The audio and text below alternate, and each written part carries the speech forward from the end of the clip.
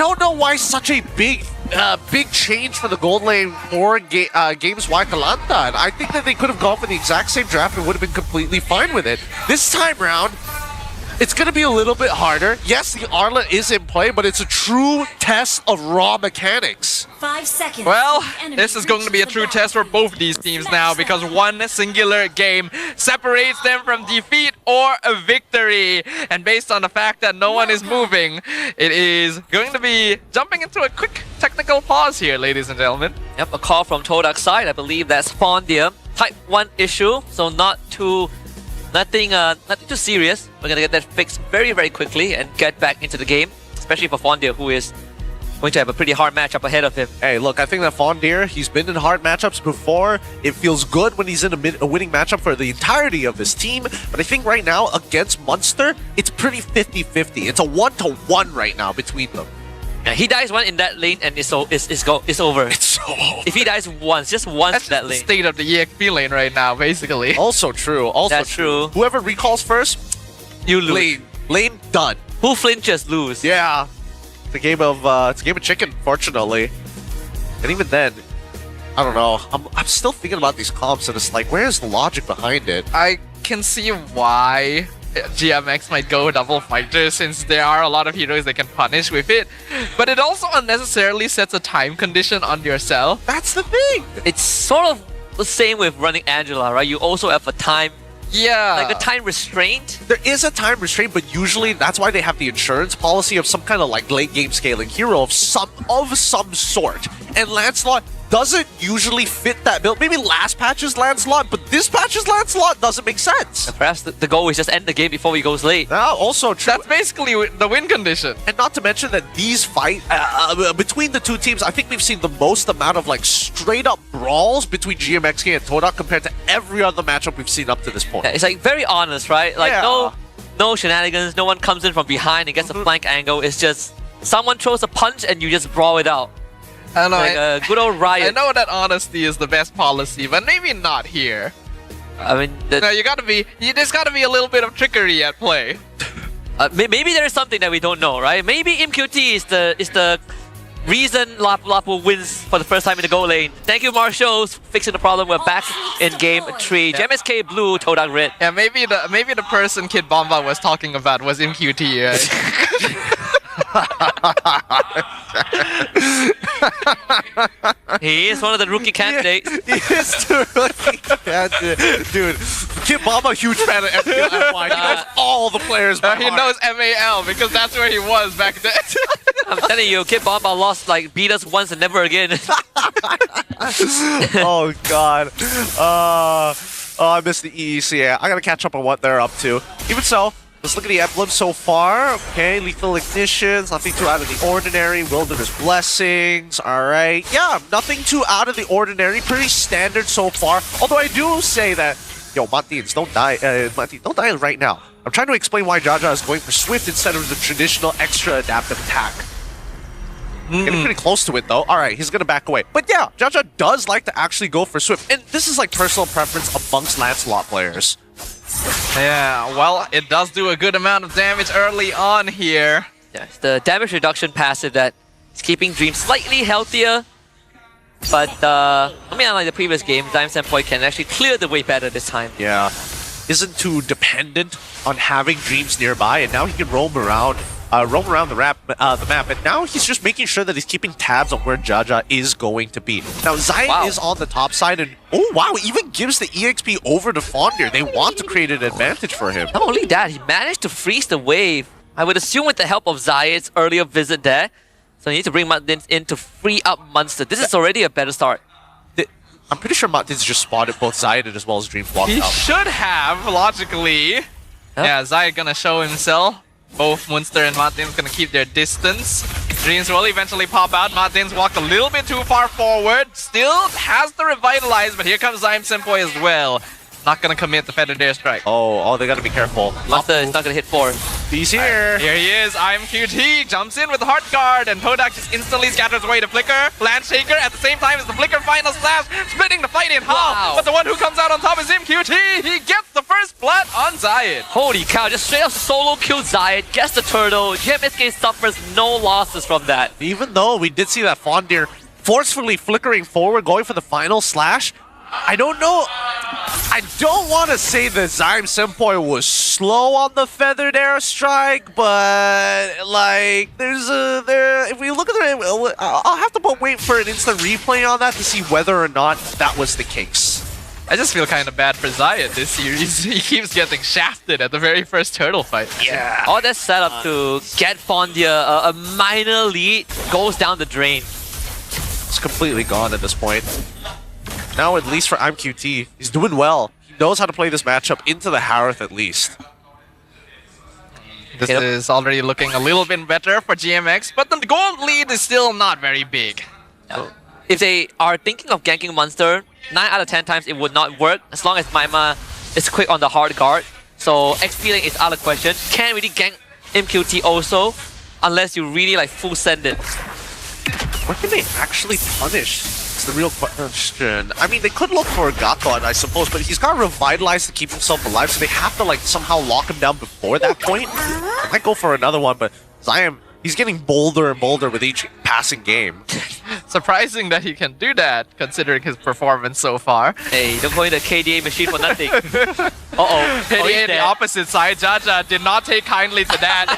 there's the attack speed from the Swift right there. Killing Zion just a little quicker. Oh, I can see the Facebook post coming, dude. I can see the Facebook post taking 2 different screenshots with a 30-second interval and be like, huh? Oh, Zion? so painful, so painful. Even Zion was like walking over to try to save his life. Man, there's no point. You know you're not worth it when the Lancelot just straight up auto attacks you to That's death. like the biggest definition of karma I've ever seen. Header way. Jaja's on the turtle. Revitalize comes out on Martins. Munster gonna get stunned in. Divine Judgment catches MQT into the Feather. That's why he just jumps in regardless. And Heartguard comes out. He's under the tower, but guess what? Heartguard actually heals a lot. And they kill Zion Senpai! And he gets out.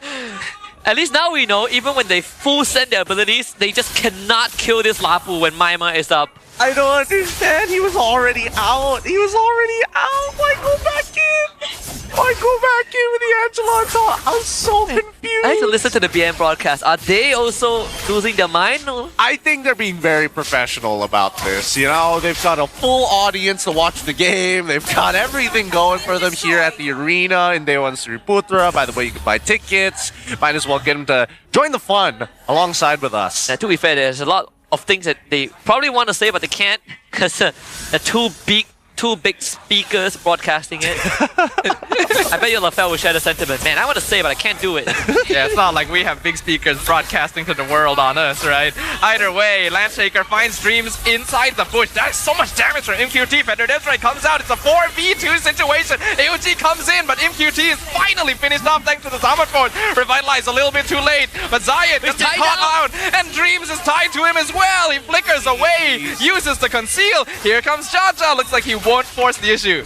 Dear God, do these guys just not talk to each other at all? Like, at all? Only saving grace was that MQT missed one of his swings. That's it.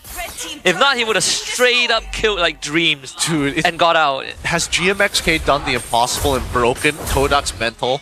Like, absolutely shattered it? Because what the hell was that? Zion was like, oh no, I'm getting hit by the curtain call. Dreams is, why are they going in 2 opposite directions? Hey, I don't think we have to give GMX too much credit, you know? I think it was already broken. I'm in so much pain. I don't know, if I have to be honest, if I lost game 2 like that, I would be feeling something. You know that Japanese art form where they fill in cracks with gold? Yeah. Yeah, TODAK might need to look into that right now. Oh, I thought they do it with like rice or something. Is it like a... Are we on different... No, that's a different one. That's the Chinese trend. You've been watching on that red note. the small red book, you know?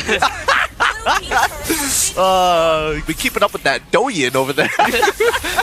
Oh boy, this game is out of control. Martin's on top of Lolia's. Heart Guard comes out. Diamond Force gonna be used as well. Munster gets the curtain call. Oh Only my on God. Dreams. AOG comes in, knocks out the Harif, and Lolil is chased down with the Raging Slash. Zyme Sempoy, there is no point popping that now, my friend. I'm telling you, if I'm Loliao, I'll be looking at my teammates and be like, I don't know what you want me to do. I really can't do anything, you know? It's like help. Right, it's like that disappointed fan meme where you just like, They're still fighting. Martin's under the tower, survives it all with the Revitalize, and yeah, nothing's gonna happen here. Yeah, I think that at this point Jaja is really starting to get involved. He knows that the rest of his composition can clean up any messes that he inevitably starts or the rest of the team inevitably starts, and it goes both ways. Now GMXK, as we mentioned before, are on that timer. If we look at the item list so far, they're doing phenomenally. Wow, 2 items already complete coming in from Jaja. We already have, sorry, I was about to say Bloodlust Axe again, but I'm still living in the past with Mobile Legends, but truly the War Axe on all of their members. I am slightly surprised that MQT didn't go like extra greedy and just go Hunter Strike, right? Yeah, I was thinking that as well. I mean, you still can. You still can. You literally can run them down with the Angela too.